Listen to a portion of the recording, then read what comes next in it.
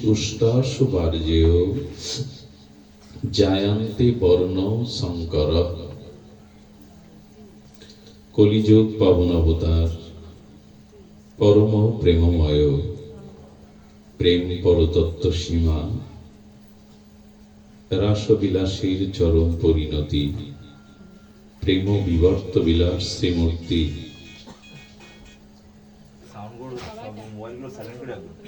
পরম করুণা বরুণালয়,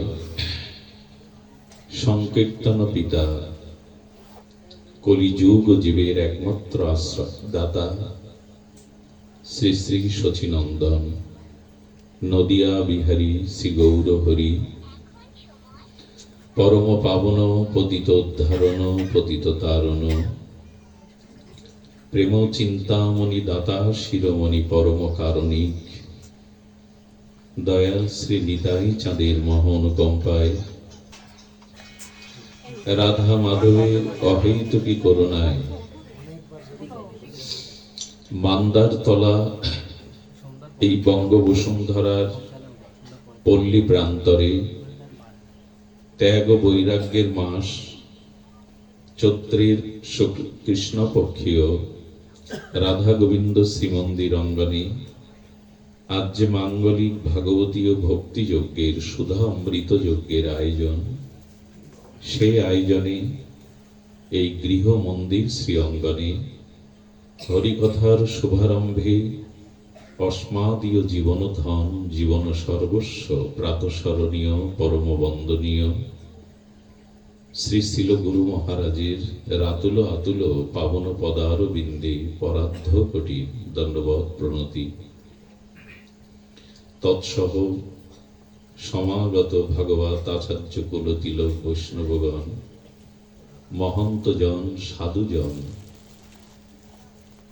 জ্ঞানীজন, মান্যজন, সুধীজন, শ্রদ্ধাশীলা ধর্মশীলা দেবী মূর্তি কল্যাণিয়া মাতৃগণ, সকল ভক্তচরণে দিন অতি দিনের বারংবার সশ্রদ্ধ দণ্ডবৎ প্রণতি।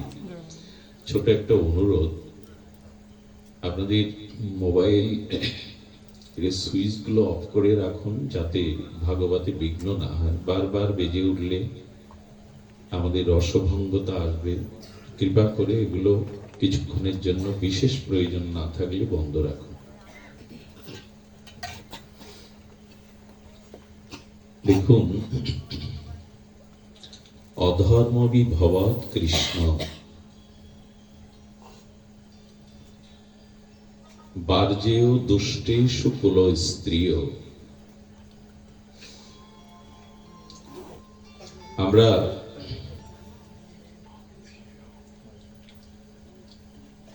বর্তমান বিশ্ব পরিস্থিতি বা সামাজিক রাজনৈতিক ব্যক্তি সমাজ পরিবার সবখানে স্খলন ক্ষয় পতন এগুলি দৃশ্যমান। আমাদের সম্মুখে আশার আলো বড় কম, চারিদিকে যেন ঘন অন্ধকার নেমে আসছে।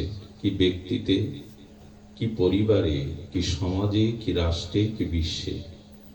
হ্যাঁ, ভৌতিক উন্নতি অনেক হয়েছে, যোগাযোগ ব্যবস্থা, বৈদ্যুতিক বা ইলেকট্রনিক যন্ত্রপাতি, সারা পৃথিবী ভৌতিক উন্নতি, প্রযুক্তির উন্নতি চরম সীমায় পৌঁছে গেছে। মানুষ এখন মহাকাশে বাস করছে, চন্দ্রে যাওয়াটা অতি পুরাতন জিনিস হয়ে গেছে। মানুষ মঙ্গল গ্রহে বসবাসের চিন্তা করছে, সমুদ্রের তলদেশে খনিজ সম্পদের অনুসন্ধান করে তাও প্রাপ্ত হচ্ছে। কত উন্নতি বলুন তো। সারা পৃথিবী এখন হাতের মুঠোয়, কিন্তু অনেক কিছু হারিয়ে গেছে। সমুদ্র মন্থনে দেবাসুররা মন্থন করে অমৃত তুলেছিল। 18টি জিনিস ওঠে দিব্য, তার মধ্যে বিষও উঠেছিল, অমৃতও উঠেছিল। তা আজকের এই প্রযুক্তি বৈজ্ঞানিক ভৌতিক উন্নতিতে অমৃত উঠেছে, এটা অস্বীকার করা যাবে না। কিন্তু আমার মনে হয় অমৃতের থেকে বিষ উঠেছে বেশি। আর এই বিষের যন্ত্রণায় প্রতিটি মানুষ এখন শান্তিহারা, মঙ্গলহারা, কল্যাণহারা। সবই আছে, বাড়ি গাড়ি সম্পত্তি রমণী বিষয় বৈভব, কিন্তু মানসিক শান্তির বড় অভাব। এবং মানুষকে দুশ্চিন্তা আক্রান্ত করে বসেছে। প্রতিটি মানুষ অজানা আশঙ্কায় চিন্তায় এখন মগ্ন। বলতে পারেন এর কারণ কি? মূলে এই পরিস্থিতি তৈরি হলো কেন পৃথিবীতে? এই বাবা বারবার ওঠানামা করো না, চুপচাপ বস। আমাদের পৃথিবীর এর মূলে আমরা শ্রীমদ্ ভগবদ গীতার কাছে শরণাপন্ন হব। তৃতীয় পাণ্ডব অর্জুন বলেছিলেন যে এই পরিস্থিতির মূল কারণ অনুসন্ধান করেছেন তৃতীয় পাণ্ডব অর্জুন। কুরুক্ষেত্রের যুদ্ধের পূর্বে তিনি ভগবান শ্রীকৃষ্ণকে এই কথা বলছেন, অধর্মী বিভবৎ কৃষ্ণ বার্জেয় দুষ্টেষু কুলই স্ত্রিয়। কি অদ্ভুত অর্জুনের সমীক্ষা, কি তার অপরোক্ষ অনুভূতি। তিনি বলছেন এর সব কিছুর মূল কারণ মানুষ অধর্মের প্রাদুর্ভাব, অধর্মের আবির্ভাবটা মানুষের জীবনে খুব বেশি প্রভাব ফেলেছে। অধর্মবি ভবাৎ কৃষ্ণ। মানুষের জীবনে তিল তিল করে চন্দন ক্ষয়ের মতো ধর্ম ক্ষয়ে গিয়ে ধীরে ধীরে অধর্মের প্রাদুর্ভাবটা বেড়ে গেছে। কিন্তু আপনারা স্বীকার করবেন না কথা। কেন জানেন? বর্তমান বিশ্বে সব থেকে বেশি প্রচার হচ্ছে ধর্ম।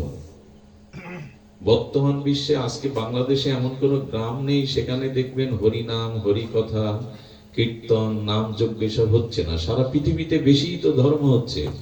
বলে অনুষ্ঠানটা ধর্ম না। এরকম অনুষ্ঠান যদি 10 সহস্র বছর ধরে করেন, অনুষ্ঠানই থাকবে যদি সেই অনুষ্ঠান থেকে মানুষ সুবুদ্ধি, মানবিক গুণাবলী, আধ্যাত্মিক চেতনা, ভাগবত অনুশীলন দ্বারা পরিবর্তন না হয়, তার স্বভাবের পরিবর্তন না করে, যদি আসরিক ভাব থেকে সে দৈবী ভাবে উত্তীর্ণ না হয়, তবে কোটি অনুষ্ঠান করে কোনো লাভ হবে না। অনুষ্ঠান ধর্ম নয়, অনুষ্ঠান ধর্ম নয়। অনুষ্ঠান থেকে আচরণ আসবে। আচরণটা যখন অনুভূতিতে কাজ করবে, আমি যখন প্রকৃত মনুষ্যত্ব অর্জন করব, তখনই অনুষ্ঠানের সার্থক। অনুষ্ঠান বেড়েছে, আয়োজন বেড়েছে, কিন্তু মানুষের ধর্ম বুদ্ধি, মানবিক বুদ্ধি এগুলো কমেছে। এটাই পরিসংখ্যান বলছে। এখান থেকে 100 বছর পেছনে চলে যান, এত অনুষ্ঠান ছিল না, এত যাগযজ্ঞ ছিল না, মানুষ এত শাস্ত্র অধ্যয়নও করত না, কিন্তু মানুষের ভিতরে স্বাভাবিক সহজভাবে সরলতা ছিল, সুবুদ্ধি ছিল। এবং মানুষ অপরের ক্ষতি করতে গেলে, অপরকে দুঃখ কষ্ট দিতে গেলে তার বুক কেঁপে উঠত। অপরকে কাঁদালে তো আমাকে কাঁদতে হবে, এই বিচারটা তাদের মধ্যে ছিল। অন্যের অনিষ্ট করে নিজের মঙ্গল হয় না, এই শুভ বুদ্ধিটা তারা লেখাপড়া না জানলে, শাস্ত্র না জানলে, অনুষ্ঠানে না গেলেও জানত। এখন এই যে চেতনার স্খলনের মূল কারণ হলো ধর্ম থেকে অনুষ্ঠান আছে, আয়োজন আছে, কিন্তু অনুভূতি আসছে না মানুষের। আর এর মূল কারণ ধর্মের, অধর্মের বিভবৎ কৃষ্ণ। অর্জুন বলছেন প্রভু অধর্মটা ক্রমোন্নতিতে প্রভাব ফেলছে মানুষের। আর যখনই, খুব লক্ষ্য করে শুনতে হবে কথাটি, যখনই পুরুষদের মধ্যে অধর্ম ভাবটা বেড়ে যায়, ভোগ, লালসা, কাম, ক্রোধ, এগুলি তো অধর্ম থেকে জন্ম নেয়। ধর্ম মানুষকে শান্ত হতে শেখায়, ধর্ম মানুষকে নিষ্কপট হতে শেখায়, ধর্ম মানুষকে মনুষ্যত্ব, মানবতাকে জাগিয়ে দেয়। আর অধর্ম জাগিয়ে দেয় ভোগ, পিপাসা, লালসা, কাম, ক্রোধ। এগুলো যত বাড়ে না, পুরুষদের মধ্যে যখনই এই ভোগ প্রবৃত্তি, কাম প্রবৃত্তি, কামনা এসে পড়ে, পুরুষদের মধ্যে অধর্মের প্রাদুর্ভাবের দ্বারা কাম, ক্রোধ, লোভ যখন এসে পড়ে, তখনই পৃথিবীর সব থেকে ক্ষতিগ্রস্ত হয় কারা জানেন? মাতৃজাতি, মায়েরা।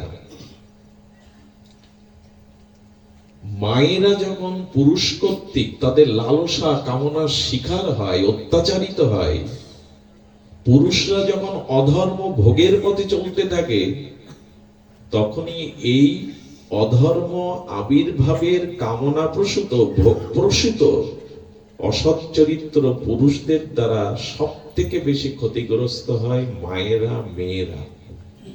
আর যে সমাজে মেয়েদের মধ্যে এই অসৎ পুরুষের দ্বারা, অধর্মের দ্বারা মায়েদের মধ্যে অনেক দোষ দৃষ্টি প্রবেশ করে, অধর্ম প্রবেশ করে, তখনই তাদের গর্ভধারা সুসন্তান না এসে বর্ণসংকর যুক্ত সন্তান আসার কারণে এই পৃথিবীর আজ এই দশা। আমি খুব দ্রুত বলে গেলাম, কিন্তু পৃথিবীর ইতিহাস বলছে, এটি খুব গবেষণার কথা, কোন রমণী নষ্ট হয় না, দুষ্ট হয় না কোন পুরুষের অধর্ম বা ভোগবৃত্তির আবেশ বা বাতাস না লাগলে। দেখুন, শাস্ত্রে বলেছে ঘোড়ার মুখ পবিত্র, গাভীর দুগ্ধ পবিত্র, আর ভেড়ার লোম পবিত্র, কিন্তু একজন সহজ সরল সতীসাধ্বী রমণী তার নখ থেকে চুল পর্যন্ত পবিত্র। শুধু সে পবিত্র না, সে জগৎকে পবিত্র করতে পারে।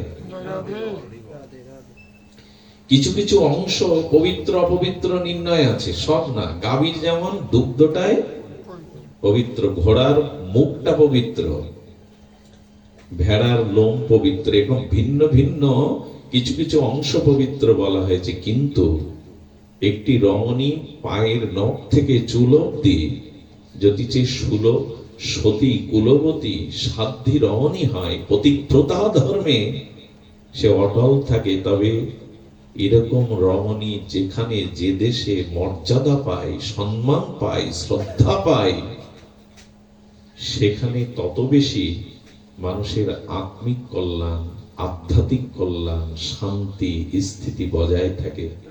যে সমাজ নারীকে সম্মান দেয়নি, যে সমাজ নারীকে মাতৃত্বের আসনে বসায়নি, যে সমাজ নারীর মর্যাদা দিতে শেখেনি, সেখানে কখনো মহাপুরুষের জন্ম হয়নি, হবেও না, অবতার মহাপুরুষগণ আসবেও না।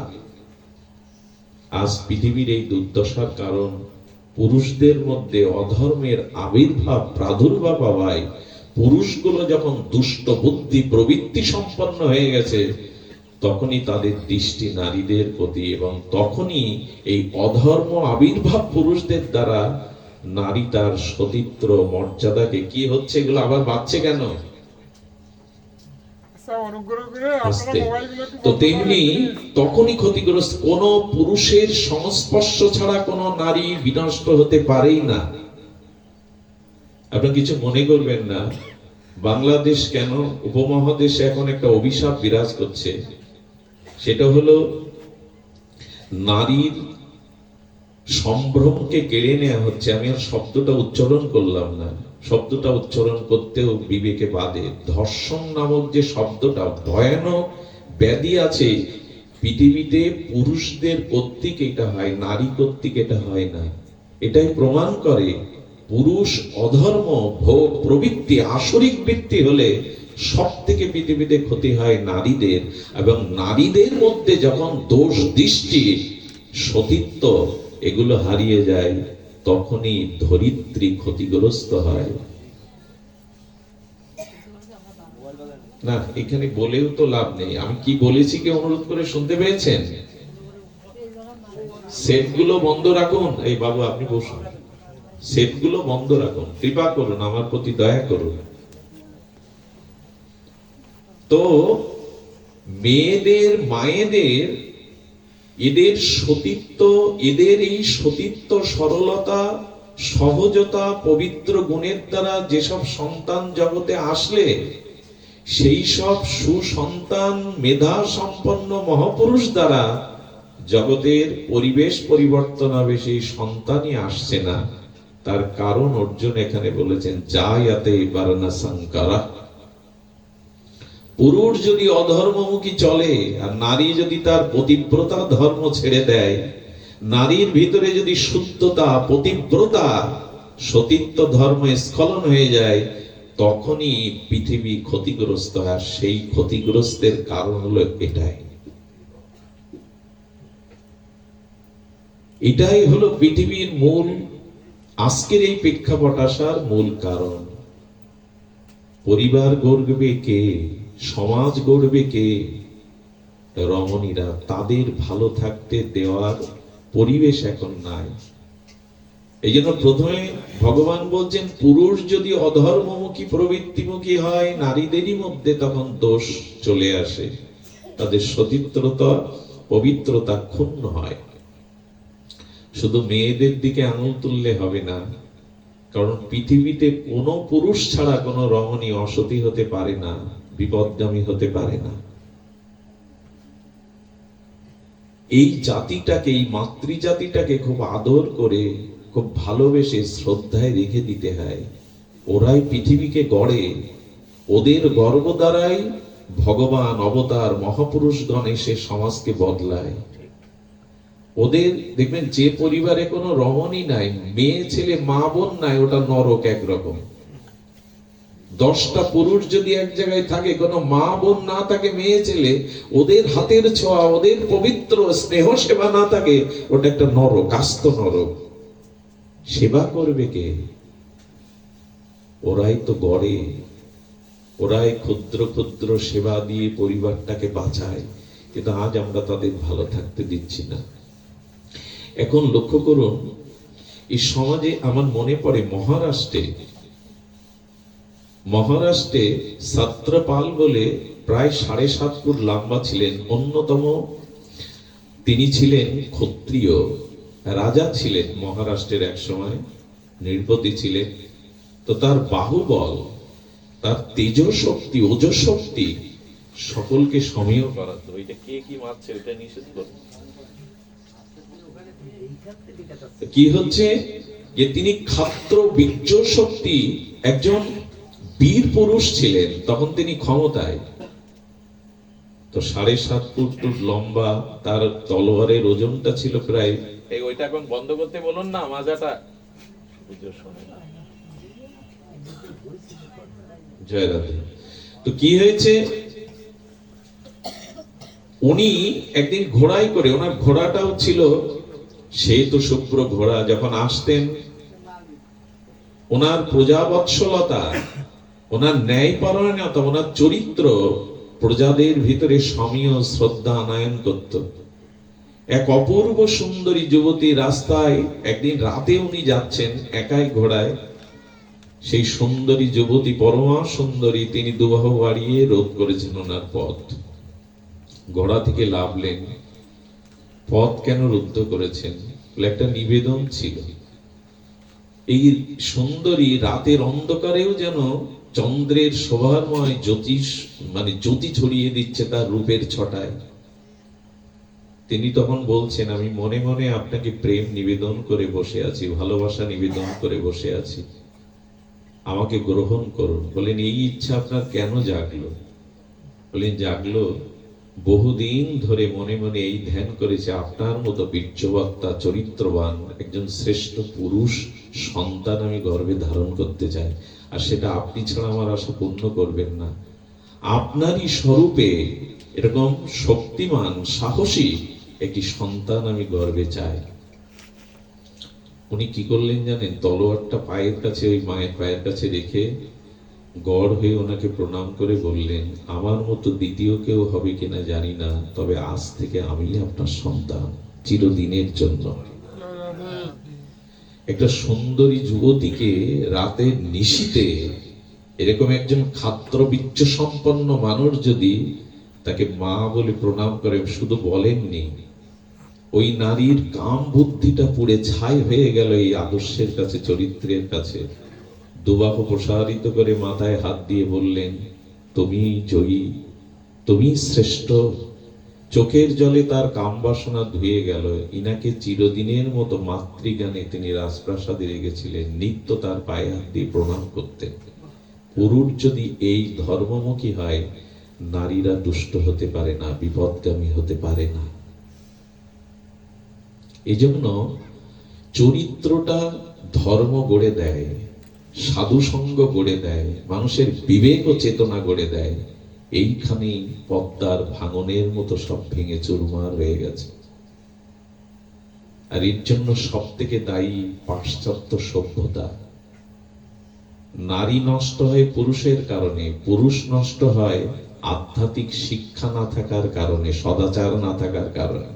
আর এই আধ্যাত্মিক সদাচার, বৈদিক সংস্কৃতি নষ্ট হওয়ার মূল কারণ বিদেশি সংস্কৃতি, বাইরের সংস্কৃতি প্রভাব।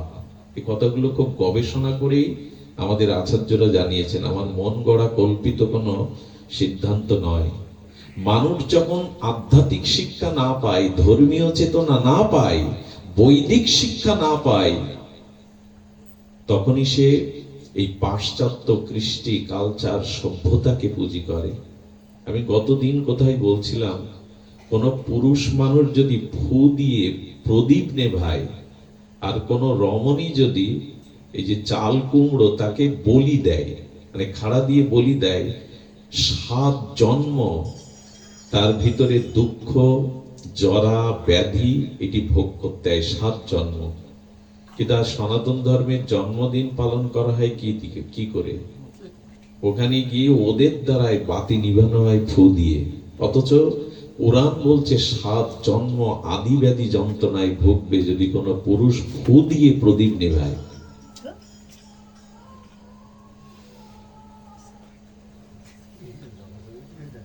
তো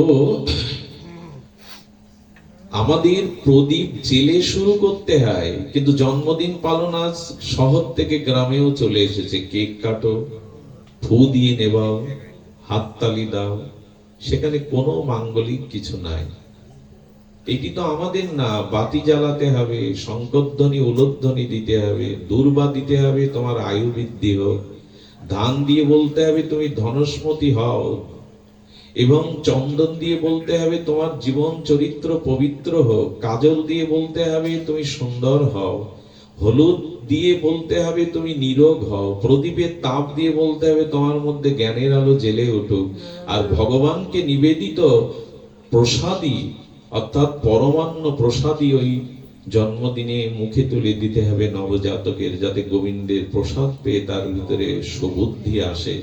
এখানে শঙ্করধ্বনি উলধ্বনি বৈদিক ক্রিয়ার দ্বারা সম্পন্ন করতে হবে। একটু সেবা দিতে হবে ভক্তকে, তা না করে কেক কাটছেন, হাততালি দিচ্ছেন, বেলুন ফুটাচ্ছেন, এ তো আপনার সংস্কৃতি নয়। কিন্তু এগুলো আসলো কোথা থেকে?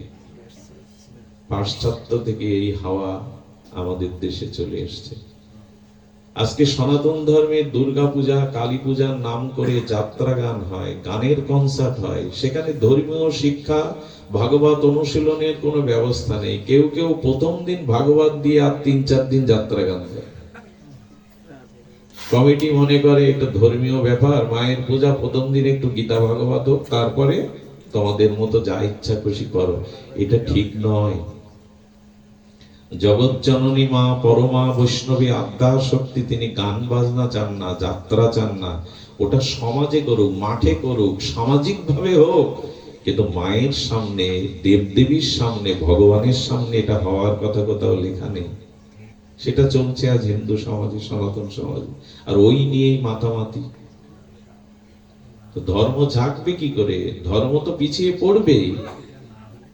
আধ্যাত্মিক মন্দিরগুলো আছে, কিন্তু সেই মন্দিরে ঠিকভাবে প্রার্থনা হয় না।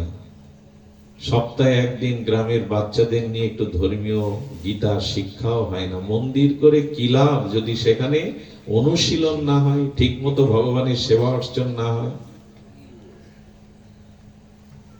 আমি পূর্বে একখানে বলেছি, মন্দির তৈরি করতে আমার আপত্তি নাই, কিন্তু মন্দির মন্দির হতে হবে। মন্দির কাকে বলে? ইট কাঠ প্লেট দিয়ে ঢেকে দেওয়া?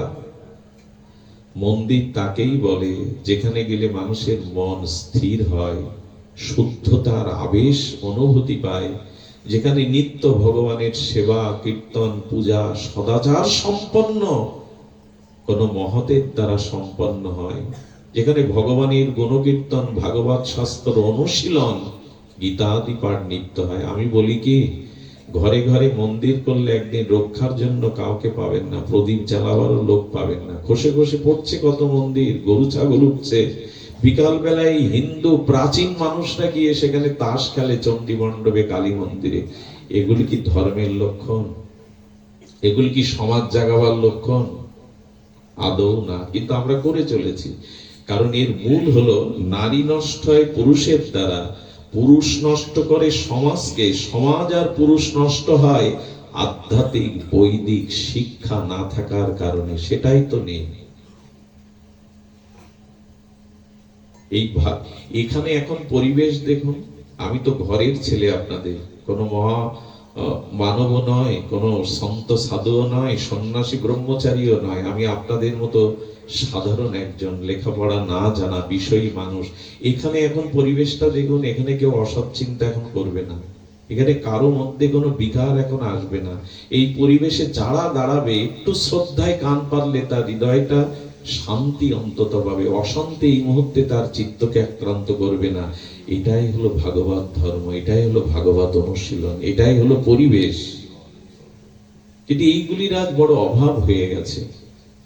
যতদিন ভাগবত কথাতে রুচি না হবে, যতদিন সাধু সঙ্গে আপনার আস্থা বিশ্বাস না জন্মাবে, আমি নিশ্চিত বলতে পারি আপনার পরিবর্তন, আপনার স্বভাব সংশোধন হবেই না, কোনোদিনই হবে না। হরি কথাতে যার রুচি হয়নি, ভাগবত ধর্মে যার শ্রদ্ধা আসেনি, তার পরিবর্তন আদৌ সম্ভব না। মানুষের মোহ দূর হয়, মায়া দূর হয় ভগবত কথার দ্বারা।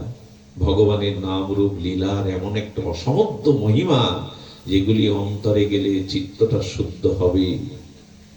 এই জন্য অনুরোধ করব, আমাদের ঘরের সন্তানদের পাশ্চাত্য শিক্ষা বাদে আমাদের আধ্যাত্মিক অনুশীলনটা করে তুলুন। গ্রামে মন্দির না থাকলে, গ্রামে না থাকলে বাড়িতেই শুরু করুন। সকাল সন্ধ্যা একটু করতাল ঝাঁঝ বাজিয়ে কীর্তন, একটু গীতা দু একটি পৃষ্ঠা অধ্যয়ন, একটি দুটি শ্লোক অধ্যয়ন, এগুলো ঘরে শুরু করে দিন। আপনার সন্তানকে ধর্মীয় অনুভূতির মধ্যে, বৈদিক শিক্ষার মধ্যে আনুন। এই ধর্ম যে কত পবিত্র, কত শুদ্ধ, এ ধর্মের যে কত গরিমা মহিমা, এটা আজকেও আমরা জানতে পারিনি। আজও সেভাবে আমরা আমাদেরকে বোঝাতে, জানাতে, অনুভূতি দিতে পারিনি। পৃথিবীর সমস্ত ধর্মের প্রবর্তকের নাম বলা যায়। খ্রিস্টান ধর্ম কত হাজার বছর আগে কে প্রকাশ করেছেন, কে প্রবর্তন করেছেন, ইতিহাসে সবাই নাম জানে। আমাদের পার্শ্ববর্তী মুসলিম ধর্ম, এটি কার দ্বারা জগতে প্রভাব বিস্তার করেছে, কার দ্বারা এই ধর্ম প্রবর্তন হয়েছে, এটাও পৃথিবীর ইতিহাসে লিখিত আছে। কাদের দ্বারা, কোন নবী, কোন রসুল, কোথা থেকে এর উৎপত্তি বলা আছে। জৈন ধর্ম, প্রত্যেক ধর্মের প্রবর্তকের নাম, সময় সীমা বলা আছে। কিন্তু আপনি একবারও বলতে পারবেন না সনাতন ধর্ম প্রবর্তককারী কে, এই ধর্মের সৃষ্টি কত সালে। পৃথিবীর ইতিহাসে আজও পর্যন্ত এরকম বলতে পারবেন না সনাতন ধর্মের সৃষ্টি কার প্রবর্তনে হয়েছে, কত সালে হয়েছে।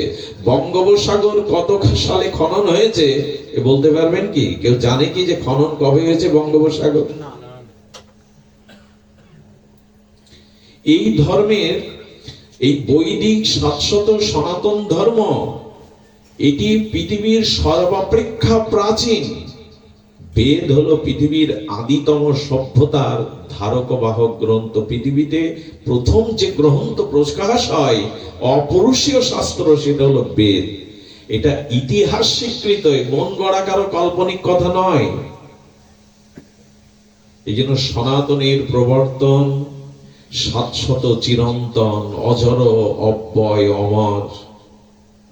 স্বামী বিবেকানন্দ চিকাগোয় 7,000 বরেণ্য ব্যক্তিত্বের মাঝে এই আর্য ভারতীয় সন্ন্যাসী প্রাচীন ভারতে ঋষিকুল পক্ষ থেকে ত্যাগ বৈরাগ্যের মূর্তি নিয়ে একটা কথাই বলেছিলেন, আমি সর্বধর্মের জননী স্বরূপা বৈদিক সনাতন ধর্মের পক্ষ থেকে এসেছি।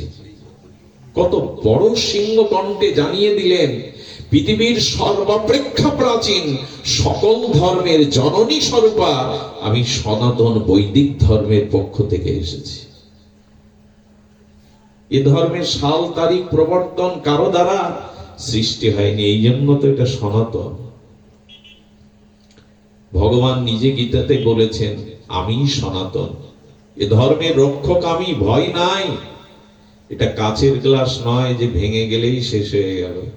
সনাতন ধ্বংস হতে পারে না, কিন্তু পিছিয়ে পড়েছি আমাদেরই কারণে, আমরা জানি না। আর এই বৈদিক সনাতন ধর্মের মূল হলো বেদ। এই বেদকে কৃষ্ণ দ্বৈপায়ন বেদব্যাস 4 খণ্ড করেছিলেন। হ্যাঁ, বেদ, ঋগ্বেদ, সামবেদ, যজুর্বেদ, অথর্ব বেদ 4 ভাগে ভাগ করেছিলেন। আর বেদের মন্ত্র কি? মূল মন্ত্র দেখুন, এটা বদলাবে না। আচ্ছা, এখান থেকে 1 কোটি বছর আগে বা লক্ষ বছর আগে অঙ্কের জ্যামিতির সংখ্যা 2 ছিল। কোটি বা লক্ষ বছর পরে এখনো অঙ্কের জ্যামিতিতে 2 সংখ্যাটা আছে কিনা? এখান থেকে লাখ বছর পরে ওই 2 কি বদলাবে? একটা সংখ্যা বদলায়নি। তেমন সনাতন ধর্মের এটা কি বলা হয়েছে? চিরন্তন, শাশ্বত। আচ্ছা, এই যে কথাগুলো আমাদের কারো অজানা নয়। এখানে 8 থেকে 80 বছর সবাই এই কথা বহুবার শুনেছেন। জানা বলছি কেন? নিজের দিকটা তাকান। আমরা কাঙাল নই, আমরা ভিখারি নই। আমাদের এই ধর্মে জন্মগ্রহণটা কত সৌভাগ্যের, কিন্তু আজ অভিশাপের করে ফেলেছে, আমাদেরই দোষ। এই ধর্ম জন্মগ্রহণ বহু সৌভাগ্যে হয়, আর সেই ভাগ্য পেয়ে আজ দুর্ভাগ্যে আমরা পতিত হয়ে গেছি। তো এই ঋক, সাম, যজু, অথর্ব বেদের মূল মন্ত্র কি? খুব ধ্যান দিয়ে শুনুন। ধর্ম কাকে বলে? বেদ ভগবান জানিয়েছে। বেদ হলো ভগবান। তিনি বলেছেন, সত্যং বদ ধর্মং চর। এই হলো বেদের মূল মন্ত্র। ওঙ্কার প্রণাম পৃথিবীতে বেদ জানিয়ে বললেন, সেই পরম ব্রহ্মের বেদের মূল বাণী হলো সত্যং বদ ধর্মং চর। এটা বদলাবে না। পৃথিবী যতদিন থাকবে, মহাপ্রলয় না হবে, এই বাণী সকলকে মঙ্গলের জন্য বেদের এই বাণী পরিবর্তন হবে না। ওই 2 সংখ্যা যেমন পরিবর্তন হবে না, সেটা হলো সত্য বলো আর ধর্মপথে চলো। এটা বদলাবে? এটা পৃথিবীর কোন মানুষের জন্য অপ্রয়োজনীয় শব্দ নয়। এটাই শাশ্বত বেদের সত্য। সত্যং বদ, সত্য বলো, এবং ধর্মাং চর, ধর্মপথে, যাতে নিজের কল্যাণ হয়, নিজের উদ্ধার হয়, নিজের মঙ্গল হয়, সাথে সাথে অন্যেরও কল্যাণ হয়। এটাই ধর্ম। এই পথে চলো, অধর্ম পথে যেও না, পতনের পথে, স্খলনের পথে যেও না। বেদের এই মন্ত্র যেমন অপরূষীয় শাস্ত্রের মহাবাণী, এই পৃথিবী যতদিন থাকবে এই বাণীর শাশ্বততা থাকবে। বেদ আর কি বলেছেন? বেদ আর 4টি মন্ত্র বলেছেন। মাতৃ দেব ভব, পিতৃ দেব ভব, আচার্য দেব ভব, অতিথি দেব ভব। আহা, কি অপূর্ব মাধুর্যময় এই বাণী। জীবনের শুরুটা করো মাকে দেবী জ্ঞান করে, মাকে পূজা করে, মাকে সেবা করে। মাতৃ দেব ভব। লোকনাথ বাবা বলতেন যে অল্প বইতে পারে না, সে বেশি বইবে কি করে? যার 10 কেজি বইবার ক্ষমতা নেই, সে 100 কেজি কি করে বইবে? তা নিজের গর্ভধারিণী জননীকেই যে সেবা করতে পারলো না, প্রণাম করতে পারলো না, শ্রদ্ধা করতে পারলো না, সে দেবীকে কি প্রণাম করবে? অল্প যে বইতে পারলো না, সে যে নিজের পিতাকে বইতে পারলো না, সে পরম পিতা কি করে বইবে? এই জন্য বেদ ভগবান বলে দিয়েছেন, মাকে দেবী কেন নিত্য প্রণাম করো, নিত্য পূজা করো। একজন সাধু মন্দিরে কোনোদিন ফুল নিয়ে যেতেন না, প্রসাদ নিয়ে যেতেন না। খুব ধ্যান দিয়ে কথাটি শুনুন। তিনি সাধারণ সাধু না, একজন মহান আচার্য উত্তর ভারতে। তার শিষ্যরা একদিন বলছে, বাবা আপনি মন্দিরে কখনো ফুল বা প্রসাদ কেন নিয়ে যান না? বলে দেখো, অনন্ত কোটি বিশ্ব ব্রহ্মাণ্ডে ভগবানের ভক্ত সংখ্যা, উপাসনাকারী সেবকের সংখ্যা কম না। আমি ভগবানকে না দিলেও এই বস্তুর অভাব ভগবানের হবে না। হবে কি? আপনি ফুল মিষ্টি না দিলে ভগবান না খেয়ে থাকবে? কিন্তু উনি বলছেন আমি ফুল মিষ্টি নিয়ে যাই আর এক ভগবানের কাছে, সেটি হলো আমি প্রতিদিন মায়ের এবং বাবার চরণে এই ফুলগুলো দেই আর প্রসাদগুলো নিজে হাতে মায়ের মাক এবং বাবার মুখে তুলে দেই।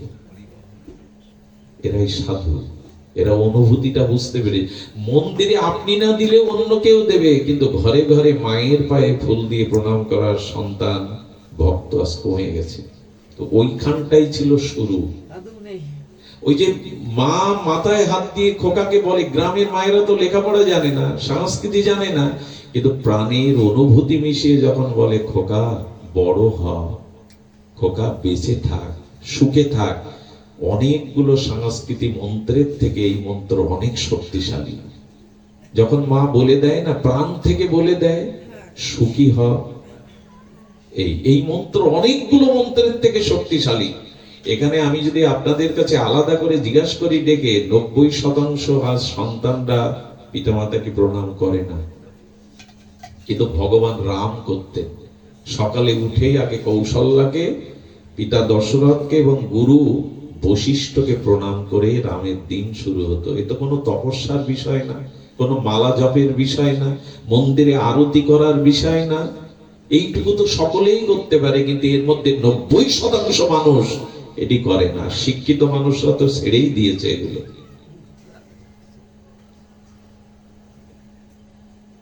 খারাপ লাগলো না? হিন্দু ধর্মের অবস্থা কি জানেন? এখন বদলেছে। অনেক শিক্ষিত মানুষ যারা ডাক্তার, মাস্টার, ইঞ্জিনিয়ার একবার হয়ে গেছে, মন্দিরে যেখানে পাড়ায় যেখানে খোল করতাল নিয়ে কীর্তন করে না, ওরা রাস্তা দিয়ে কি বলতে বলতে যায় জানেন? এই মানুষগুলোর খেয়ে দিয়ে কাজ নেই, খিচুড়ি খায় আর খোল পিটায় আর হরি বল বলে। ওরা এই সমালোচনাটা করে এই ধর্মের, এই সংকীর্তনের। আজকে দেখবেন মঠ মন্দিরে যেখানে হরিনাম হচ্ছে, ওখানে একজন প্রফেসর নাই, ওখানে একজন ডাক্তার নাই। এরা থাকলে কি হতো জানেন? যৎ যৎ শ্রেষ্ঠস্তর আচারণ, যৎ যৎ আচারতি শ্রেষ্ঠস্তর জনা। যদি কোন শ্রেষ্ঠ ব্যক্তি ধর্মের সারিতে এসে নিতাই গৌর বলে, প্রণাম করে, তবে সাধারণরা উদ্বুদ্ধ হয়। আমাদের গ্রামের শিক্ষক, গ্রামের ইঞ্জিনিয়ার, গ্রামের ম্যাজিস্ট্রেট, সে আজকে প্রণাম করছে, এসে কীর্তন করছে, সাধারণ মানুষ উদ্বুদ্ধ হয়। কিন্তু সনাতন ধর্মে এই মানুষগুলো প্রথম সারিতে আসে না। আমাদের মতো কিছু লোকের খেয়ে দিয়ে কাজ নেই, খোল করতাল পিটাও, হরিনাম করো, সাধারণ গ্রামের লোকগুলো। অন্য ধর্মে তাকিয়ে দেখুন, প্রথম সারিতে দেশের রাষ্ট্রপতি থেকে শুরু করে বড় বড় বাঘা বাঘা মানুষগুলো ধর্মের সারিতে। এই ধর্মের শুধু মানুষ আসতে চায় না। তবে এটা এখন বদলেছে, এটা এখন বলা যাবে না। আমি সারা বাংলাদেশ ঘুরে দেখেছি, অনেক শিক্ষিত মানুষ এখন আসছেন। আমি মাঝে এক অনুষ্ঠানে গিয়ে দেখি একজন আসতে দেখে সবাই উঠে দাঁড়াচ্ছে, কিন্তু উনি হাত জোড় করে নিবেদন করছে। ওনাকে আসন দেয়া হলো, আসনে বসলেন না, একরকম মাটিতেই বসলেন। অনুষ্ঠানের পরে যখন পরিচয় হলো, উনি জেলা জজ একজন। এখন এটা বদলেছে। এখানে এখন 2-4 জন মাস্টার, ডাক্তার, ইঞ্জিনিয়ার এগুলো পাবেন, প্রফেসর। কিছুটা বদলেছে। তো এরা যত এগিয়ে আসবে, সাধারণ তত। এখানে গ্রামের হাই স্কুলের মাস্টার যদি বসে ভাগবত শোনে, হরিনাম করে, সাধারণরা উদ্বুদ্ধ হবে। এটার অভাব সনাতন ধর্মের। একবার একটু প্রতিষ্ঠিত হয়ে গেলে, আর ওই বছর শেষে দুর্গা পূজায় আসে, কিছু দান ধ্যান করে, পূজায় আত্মীয় স্বজন নিয়ে কাটিয়ে আবার চলে যায় কর্মস্থলে। এদের দায়িত্ব ছিল না ধর্মের প্রতি, সমাজের প্রতি, মানুষের প্রতি? সময় নাই।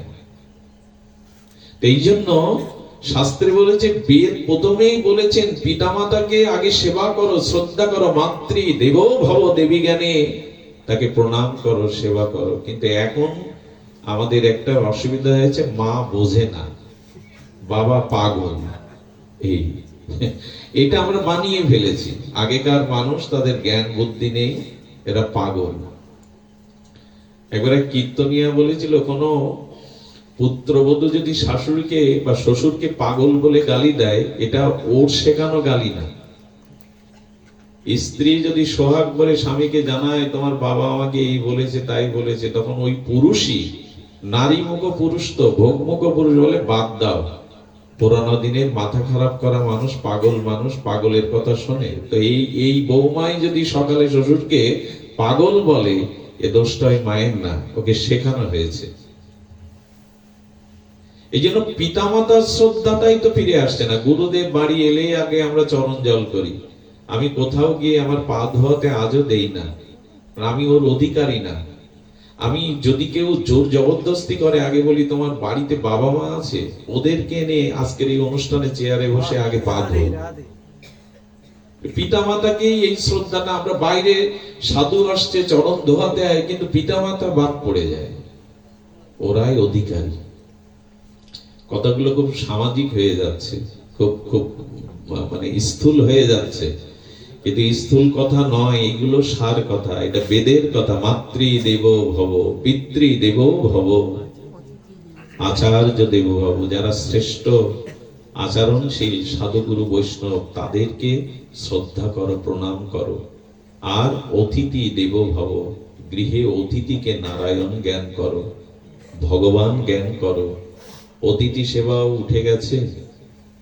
হ্যাঁ, আজকে জামাই আদর বুঝি, সাধু আদর বুঝি না। জামাই মেয়েকে পেটাই ধরে ঘরে, সে আসলে তার আদর বুঝি, অথচ সাধু বাড়ি এলে তার আদর বুঝি না। এই জন্য বেদের এই মন্ত্র, আচ্ছা বেদের এই মন্ত্র, এই যে সত্যং বদ ধর্মঞ্চর, এর প্রমাণ কে দেবে? বেদ ভগবান তো বলে গেল। এর প্রমাণের জন্য কৃষ্ণ দ্বৈপায়ন বেদব্যাস 18টা পুরাণ সৃষ্টি করলেন। কটা পুরাণ? 18 খানা পুরাণ। এই পুরাণের দ্বারা বেদের বাণীকে সাকার করলেন, মূর্তি করলেন। সত্য বলে আর ধর্মপথে চলেছিল, তার প্রমাণ বেদ লিখেছে, কিন্তু প্রমাণ দিয়েছে পুরাণ। সেই পুরাণ হলো হরিশ্চন্দ্রের দিকে তাকান, সত্য কি করে রক্ষা করতে হয় আর ধর্ম কি করে রক্ষা করতে হয়। তিনি ধর্ম রক্ষার জন্য বিশ্বামিত্রকে রাজ্য দান করে তার দক্ষিণার জন্য কাশীতে নিজের স্ত্রীকে দাসী রূপে বিক্রি করে দিয়েছিলেন। নিজে চণ্ডাল হয়ে শ্মশানে দাঁড়িয়েছিলেন, কিন্তু সত্যকে লঙ্ঘন করেননি। বেদের এই বাণী পুরাণে এসে দেখাচ্ছেন, কারণ না দেখালে আমরা বুঝতে পারবো না। না দেখালে, এই মন্ত্র আচরণটা কেউ না করলে আমরা উদ্বুদ্ধ হব না। এই জন্য কৃষ্ণ দ্বৈপায়ন বেদব্যাস বেদ বিভাজন করে পুরাণ করলেন 18 গান। এই দেখো বেদের বাণীটা সত্য কি করে রক্ষা করতে হয়। আচ্ছা, শ্রুতি এবং স্মৃতি,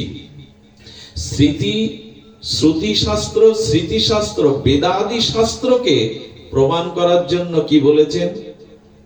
স্মৃতি শাস্ত্র এসেছে। একটু লক্ষ্য করুন, ওখানে বলা হলো সত্যং বদ, সত্য বলো। এটা বেদের বাণী, কিন্তু উপনিষদ এসে বলছেন সবসময় সত্য বলা ঠিক না। কখনো কখনো চরম সত্যটাই মিথ্যা হয়ে যায়, আর কখনো কখনো মিথ্যাটাই চরম।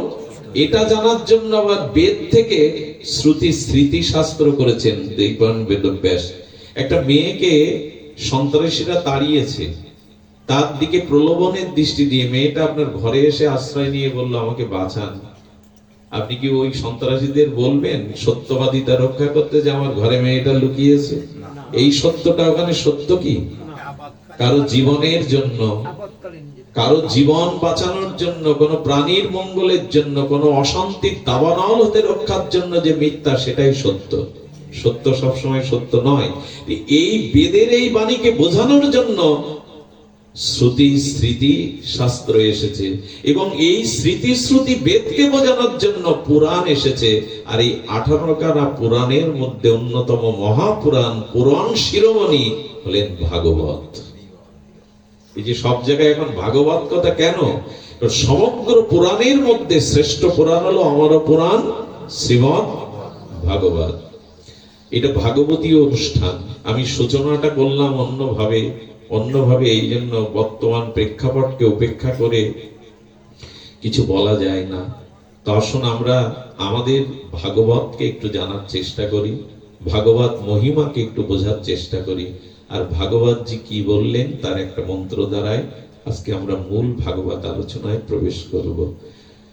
সচ্চিদানন্দ রূপায় বিশ্বোৎপত্তাদি হেতবে তাপত্রায় বিনাশায় শ্রীকৃষ্ণ বয়ং নমঃ।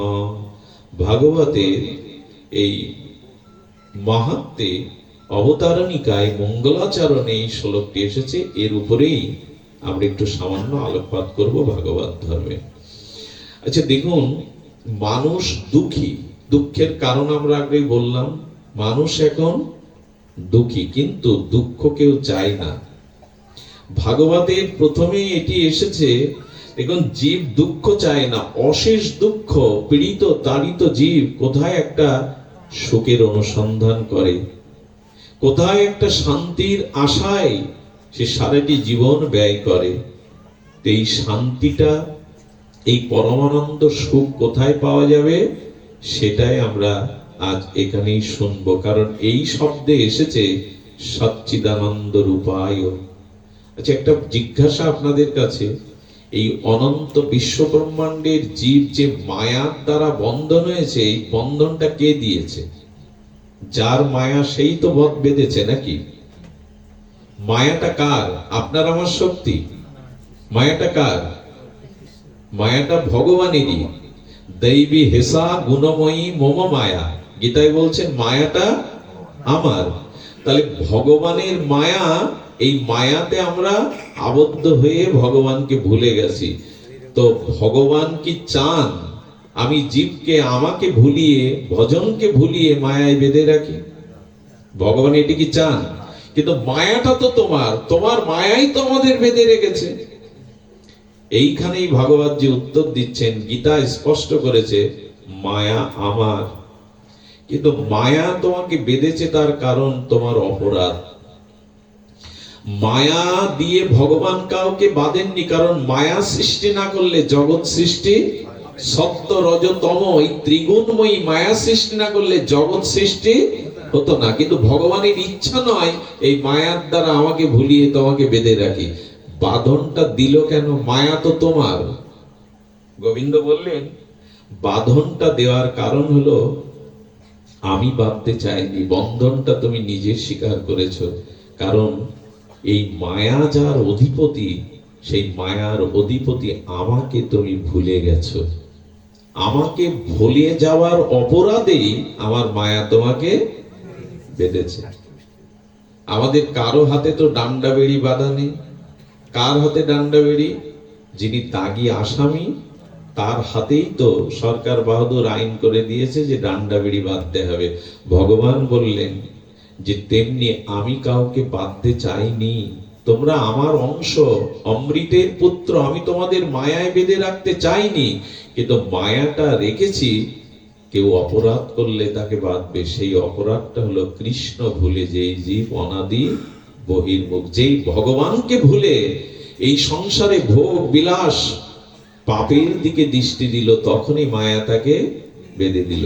আচ্ছা যার মায়া, তিনি ছাড়া আবার অন্য কেউ ছাড়াতে পারবেন? আচ্ছা আসামিকে পুলিশ অ্যারেস্ট করে ধরে নিয়ে যায়, কারাগারে পুরে দেয়, পুলিশ ওকে ছাড়তে পারবে তো? তুমি ধরলে তুমি ছাড়তে পারবে না। পুলিশ আসামি ধরতে পারে, কোর্টের চালান করে কারাগারে দিতে পারে, পুলিশ ছাড়তে পারে? পুলিশই ছাড়ে, তবে পুলিশের নিজের স্বতন্ত্র ক্ষমতায় আসামি ছাড়তে পারে না, একটা আদেশ দরকার।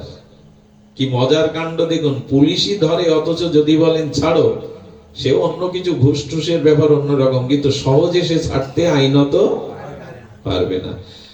এখন আমরা ভগবান ভুলে গেছি, এই অপরাধেই আমাদের হাতে ডান্ডা বেড়ি রূপ মায়া শৃঙ্খল করে বেঁধে রেখেছে। এখানে ছাড়াতে হবে। আর মায়া আমাদের কোথায় বেঁধে রেখেছে? সংসার কারাগারে। যেই ভগবানকে ভুলে যাবেন, আপনার জীবনে তিনটি ক্ষতি এসে যাবে। খুব ধ্যান দিয়ে শুনুন কথাটি। যেই আপনি কৃষ্ণকে ভুলে যাবেন, ভগবানকে ভুলে যাবেন, তার ভজনকে ভুলে যাবেন, তিনটে জিনিস আপনার জীবনে অভিশাপ হয়ে আসবেই। সেটি হবে কি? সংসারটা সংসার থাকবে না, কারাগার হয়ে যাবে। কেন বলছি জানেন? অনেকে, আমি মাঝে এক জায়গায় অনুষ্ঠান করতে গেছি, তারা শুধু কোটিপতি নয়, শিল্পপতি। বাড়ি যাওয়ার পরে কেউ এসে হাত কাঁপছে, কেউ এসে প্রণাম করছে, কেউ এসে বুকে হাত দিয়েছে। তার মানে সবাই মানসিক যন্ত্রণায় শারীরিক কষ্টে ভুগছে, অথচ মানে অট্টালিকা সম বাড়ি, তাদের ভিতরে শারীরিক মানসিক যন্ত্রণা এত প্রবল, দেখে খারাপ লাগলো। আমি তখন বুঝলাম যে সংসারে যদি কৃষ্ণ ভুলে যায়, কেউ ভজন ভুলে যায়, তখন তিনটে ক্ষতির প্রথম ক্ষতিটা সংসারটা কারাগার হয়ে যাবে। কারাগার কেন বলছি জানেন? আজকাল কারাগারগুলোর নতুন নামকরণ হয়েছে। জেলখানার নাম হয়েছে কি সংশোধনাগার। জেলখানার কি নাম হয়েছে? এই জন্য জেলখানাতে এখন আপনি খাদ্য পাবেন, টিভি দেখতে পাবেন, খেলাধুলো করতে পারবেন, অনেক ব্যবস্থা, ফুলের বাগান রচনা করতে পারবেন, বই পড়তে পারবেন, 3 বেলা বসে খেতেও পারবেন। কিন্তু ওখানে মানুষ শান্তি পায়? ওখানে বিল্ডিং এ থাকে, ফ্যানের তলে থাকে, কালার টিভি আছে, খেলাধুলো আছে, কিন্তু কারাগারে শান্তি পায় না, বাড়ি কুড়ি ঘরে শান্তি পায়। তো কৃষ্ণ ভোলা জীবের 3টি প্রধান ক্ষতি হলো, প্রথমটা সংসার কারাগার হয়ে গেছে, কারণ ওখানে আর শান্তি নেই। দ্বিতীয় হলো আপনার হাতে পায়ে তখন দাগি আসামি কারাগারে গেলে ছেড়ে দিয়ে রাখবে? মায়ার মোহের শিকল, ওদের তো ডান্ডা বেরি হাতে আর পায়ে, আর আপনার আমার 7-8 জায়গায় বাঁধা। কেন বলছি জানেন? আপনি পাসপোর্ট ভিসা করে বলুন আগামী সপ্তাহে আমি বৃন্দাবনে যাব, একটু রাধাকুণ্ডে যাব, দেখবেন বেড়ি কতগুলো। স্ত্রী বলবে আমাকে না নিয়ে তোমার যাওয়া উচিত না, এখন যাওয়া হবে না, ওই একটা বেড়ি। ছেলে বলবে এখন আমার দোকানে হালখাতা, সামনে তোমার এই নাতি জন্মেছে, একে কে দেখবে, দেখবেন কত বাধা আপনার হাতে। সিঙ্গেল একটু কোনো মানে তীর্থে যাবেন, কোথাও যাবেন, সেখানে হাজার বাধা, বলে মায়ার শিকলে বাধা। আর একটা ক্ষতি কি? আপনার হৃদয়ে যে সৎ গুণগুলো ছিল, কৃষ্ণ ভুলে গেলে, ভগবত ভজন ভুলে গেলে, সৎ গুণগুলো চলে গিয়ে ওখানে অসৎ গুণ এসে আসবে, হিংসা, বিদ্বেষ, কামনা। তার কারণ চোর যখন আমাদের বাড়ি চুরি করে, তখন ভালো ভালো জিনিসগুলো চুরি করে আলমারি আর জিনিসগুলো ওখানে ভেঙে চুরে অগোছালো করে যায়। তেমন মন বলছে আমাকে ভগবানের চরণে নিয়ে গেলে না, আমাকে ভগবানের ভজন দিলে না, তাই আমি তোমার ভেতর থেকে চোর হয়ে সদ্গুণগুলো চুরি করে অসৎগুণগুলো ঢুকিয়ে দিলাম। এই 3টে ক্ষতি হবেই হবে কেউ ভগবান ভুলে গেলে। এই শ্লোকটা ব্রহ্মা বলেছেন ভাগবতে, তাবদ গ্রাহ্যাস্তেনা কারাগৃহম গৃহম তাবদ মোহনী গড় যাবৎ কৃষ্ণ নতে জনা। হে কৃষ্ণ, তোমার চরণে যতদিন ভজনে আত্মসমর্পণ না করছে জীব, ততদিন তার সংসার হবে কারা গৃহম গৃহম, তার হাতে উঠবে মায়ার মোহের শিকল। এবং সব থেকে যেটা ক্ষতি হবে, মনের সদ্বৃত্তিগুলো চলে গিয়ে অসৎ বৃত্তিগুলো এসে থাকবে। পৃথিবীতে এখান থেকে 20 বছর আগে কল্পনাও করা যেত না যে কোনো মা তার সন্তানকে হত্যা করে, এখন প্রায়শ এটা ঘটছে। শিশু সন্তানকে তার গর্ভধারীর মা কেটে হত্যা করে দিচ্ছে বিষ খাই। কোন পৃথিবীতে আমরা চলতে? মা তার সন্তানকে হত্যা করবে? বলো ভেতরে সদ্গুণ নাই তো। এই জন্য ভগবত ভজন চাই, হরি ভজন চাই, ভগবত চরণে আত্মসমর্পণ চাই, নালে পৃথিবীর কোন ব্যক্তি কোনোদিন শান্তি পেতে পারে না, আনন্দ বা মঙ্গল পেতে পারে না। এটাই হলো ভাগবতের সার কথা। সচ্চিদানন্দ রূপায় ভগবানের শরণ নাও, যিনি সৎ চিত আনন্দময়, সেই ভগবানের চরণে নিজেকে সঁপে দাও। মামেব যে প্রপদ্যন্তে মায়া মিতাং তরন্তিতে। তা ভগবানের মায়া যদি কৃষ্ণ ভোলার জন্য আমাকে বেঁধে রাখে, মায়াটা খুলবে কে? মায়াটা খুলবেন আবার সেই ভগবানই। যার মায়া তিনি খুলবেন। সত্য একটাই, আমার চরণে শরণ নাও। আমার চরণে শরণাগতি না নেওয়া পর্যন্ত আমি তোমায় মায়া থেকে মুক্ত, আর নিজে চেষ্টায় পারবেন না। আচ্ছা, আপনি লক্ষ্য করেছেন পূর্ব দিকে যদি সূর্য ওঠে, আর আপনি যদি পূর্ব দিকে সূর্য উঠলে আপনার দেহের ছায়াটা, কায়ার ছায়াটা কোন দিকে পড়ে? পিছনের দিকে পড়ে। মানে সবসময় ছায়াটা দেখবেন প্রলম্বিত হয়ে পড়ে। সে সূর্যের দিকে তাকালে সামনে পড়ুক পিছনে পড়ুক, ছায়াটা প্রলম্বিত হয়, লম্বা হয় কিনা? ছায়া লম্বা হবে, কিন্তু একটা সময় দেখবেন আপনার, আচ্ছা ওই ছায়ার ধর্ম আর দেহের ধর্ম, কায়ার ধর্ম এক? দেহেতে ক্ষুধা আছে, তৃষ্ণা আছে, সুখ অনুভূতি আছে, ছায়ার এগুলো আছে? ছায়ার এগুলি নাই। তো কি বলছেন? ছায়ার এগুলি ধর্ম নাই। দেহকে মারলে আঘাত লাগে, ছায়াকে কাটলে মারলে আঘাত লাগে লাঠি দিয়ে। তো মায়া তেমনি আপনাকে করুণা করতে পারে না, মায়ার কোনো করুণাই নেই। এখন দেখুন, আমাদের দেহের ছায়াটা দীর্ঘ হয়ে পড়ে, কিন্তু একটা সময় ছায়াটা পায়ের নিচে লুকিয়ে যায়, আর দেখা যায় না। যখন মধ্যাহ্নে সূর্যটা মাথার কাছে থাকে, তখন দেখবে ছায়া আপনার চরণের সাথে মিলিয়ে গেছে, প্রভাব ফেলে না। গোবিন্দ যেন বলতে চাইছেন, যদি কোনো জীব আমার ভজনকে, আমার নামকে, আমার স্মরণকে মাথায় নিয়ে রাখতে পারে, তখনই মায়া মিলিয়ে যায়, মায়া আর তাকে যন্ত্রণা দেয় না। যেমন এখন এখানে যারা বসে আছেন, এখন কোনো সংসার চিন্তা, বিষয় চিন্তা আমাদের চিত্তে উদয় হওয়ার সম্ভাবনা নেই। এর একটাই কারণ, কৃষ্ণ ভজন, ভগবত ভজন, সাধু সঙ্গ, হরি নাম, হরি কথাকে যারা অবলম্বন করেছে, ভগবানের চরণে নিজেকে সমর্পিত করেছে, মায়া দেবী অনেক দূরে সরে যায়। ছায়ার মতো মধ্যাহ্ন সূর্য মধ্য গগনে মস্তকের উপরে থাকলে ছায়া চরণে লুকিয়ে যায়, তেমনি যে ভগবানের চরণ শরণ নিয়েছে, মায়া তার প্রভাব ফেলতে পারে না। এখন কথা তো একটাই, ভগবানের চরণে সমর্পণ হতে হবে। সমর্পিত হওয়া ছাড়া আপনি নির্ভয় হতে পারবেন না। ভয় আপনাকে ছাড়, মৃত্যু ভয়, রোগ ভয়, শত্রুর ভয়, রাজ ভয়, সব ভয় আপনাকে সন্তুষ্ট করবে যতদিন ভগবানের চরণে সমর্পণ না করবেন। কোনো দিনই নির্ভয় হতে পারবে না জীব। নির্ভয় তখনই হয় যখন ভগবানের চরণে, অভয় চরণে কেউ শরণ নেয়। এই জন্য নিবেদন করব, একবার শরণে আসুন। একবার এই দুর্লভ, ক্ষণভঙ্গুর, অল্প পরমায়ু আমরা ভগবানের চরণে সঁপে দিই। আমি বহুবার, কোটিবার বলেছি এ কথা, যে পাহাড়ি নদীর প্রবল স্রোতে হাতি এপার থেকে ওপারে যেতে পারে না, স্রোতে ভেসে যায়, সেই প্রখর স্রোতের পাহাড়ি নদীতে ছোট ছোট মাছগুলো উল্টো দিকে সাঁতার কাটতে কাটতে দল বেঁধে যায়। এই শক্তি সে কোথায় পায়?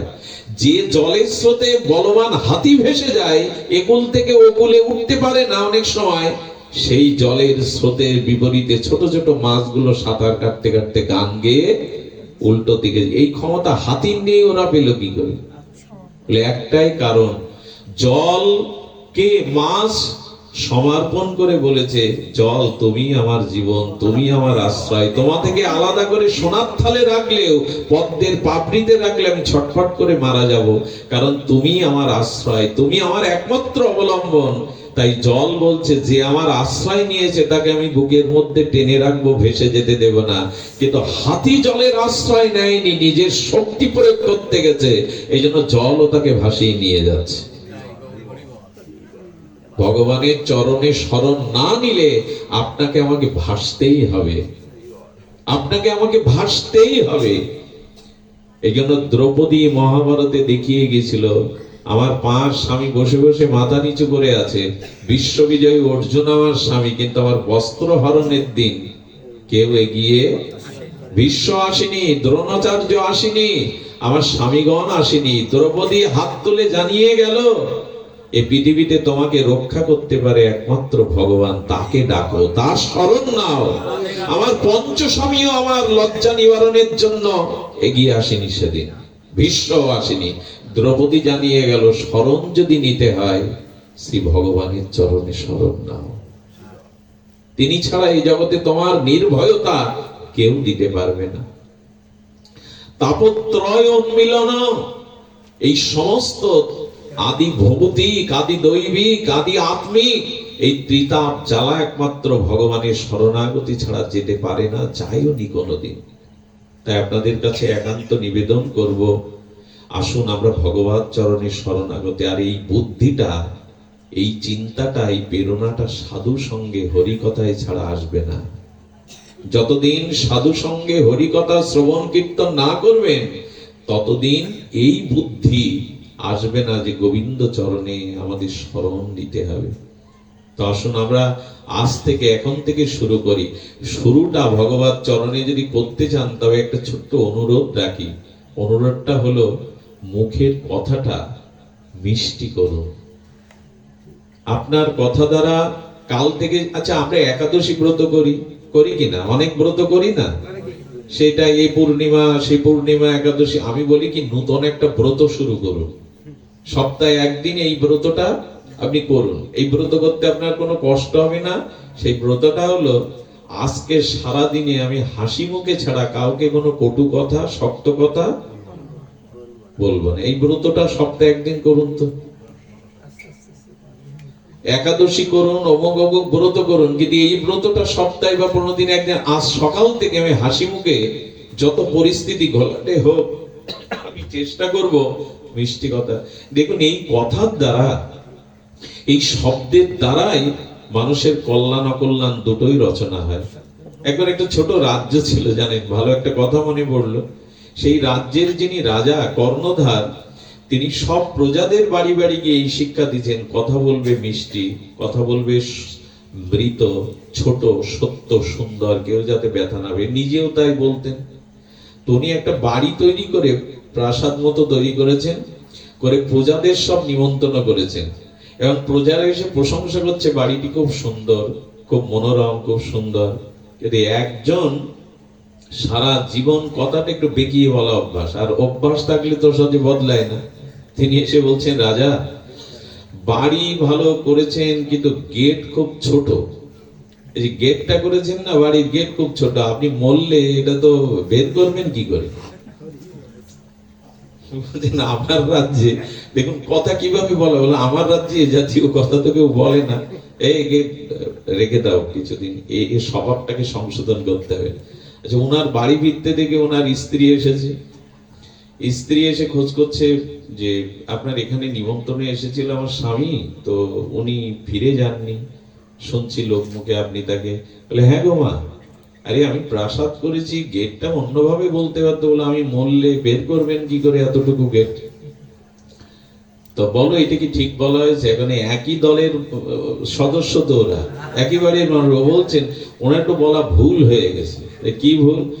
আপনি মরে গেলে গেট না, আপনাকে কেটে বের করা উচিত। তো ওনার জিহ্বাটা এরকম বলা অভ্যাস। কিছু কিছু মানুষের আছে, মুখের দিকে তাকালে কথা সুন্দর করে হেসে বলতে, কি একটা কঠিন যেন ব্রত নিয়েছে সে। আমি কারোর দিকে সুন্দর করে, কঠোর ছাড়া সরল হব না, কঠিন হয়ে কত ব্যক্তিত্ব রক্ষা করতে হবে। আচ্ছা, বলে একেও রাখো, সংশোধন করা দরকার। এরপর ছেলে এসেছে সন্ধ্যায়, ছেলে এসে বলছে, বাবা এসেছিল, মা এসেছিল, তুমি ওদের ছেলে? হ্যাঁ। তো বলছেন, দেখো তোমার বাবা মা এই কারণে আমি আটকে রেখেছি, একটু সংসদের জন্য 2-3 দিন বাদে ছেড়ে দেবো। তো তুমি বলো, এটা কি বলা ঠিক হয়েছে? বললো, আসলে ওদের বলা ঠিক হয়নি। আমি বলছি, আপনাকে বের করবে কেন কেটে কেটে? বাড়ির মধ্যেই সমাধি দেওয়া উচিত আপনার। কি বলবেন বলুন তো? কিছু কিছু মানুষ আছে যারা কথাগুলো এইভাবেই প্রয়োগ করে, আরে সহজ কথা সহজেই বলতে পারে না। আচ্ছা, আমাদের দেহের সব জিনিসগুলো হাড় আছে, সূক্ষ্ম সূক্ষ্ম হাড় আছে, জিহ্বায় হাড় দেয়নি কেন ভগবান? জিহ্বাটাকে কোনো হাড় দেয়নি কেন ভগবান? এটা খুব কোমল করেছে, যাতে কথাগুলো, বাক্যগুলো খুব কোমল হয়, সফট, নরম হয়, খুব যাতে নরম হয়। দেখবেন জিহ্বার কোনো হাড় ভগবান দেননি, এবং জিহ্বাতেই রস দিয়েছেন তোমার কথায়। একটা মানুষ দেখবেন খুব ভালো ভালো কথা বলছে, কিন্তু বেরসী, রস নাই, মিষ্টতা নাই, দেখবেন ওটা গ্রহণ করতে কষ্ট হয়, গ্রহণ করতে কষ্ট হয়। শুরুটা করুন মিষ্ট বাক্য দিয়ে। এরকম ব্রত সপ্তাহে একদিন করুন। আজকে ইচ্ছাকৃত ভাবে আমি কাউকে কটু কথা, বড় কথা, মনে ব্যথা দেওয়ার কথা বলবো না। এইগুলোই মেন ব্রত। এই ব্রতগুলো করুন, দেখবেন ধীরে ধীরে সংশোধিত হয়ে যাচ্ছে। বলেছিলাম ভজন চাই। ভজনের শুরুটা হলো সুব্যবহার।